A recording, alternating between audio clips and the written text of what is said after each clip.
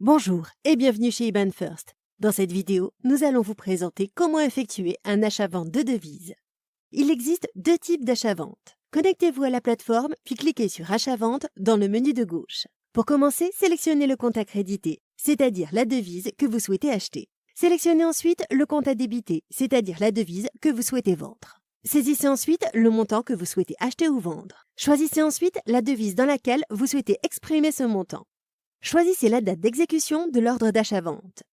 Pour créer un ordre à terme, c'est-à-dire à une date supérieure ou égale à J+3, vous devez au préalable avoir activé le module Achat à terme sur la page Service. Indiquez une référence interne si vous le souhaitez. Cette référence est visible uniquement par vous sur la plateforme IBAN First et peut servir pour indiquer une référence comptable. Une fois les champs obligatoires complétés, cliquez sur Suivant pour accéder à la page de validation. Voici la page de validation d'un ordre d'achat-vente de devises. Le taux de change est affiché en temps réel. Il est actualisé toutes les 10 secondes.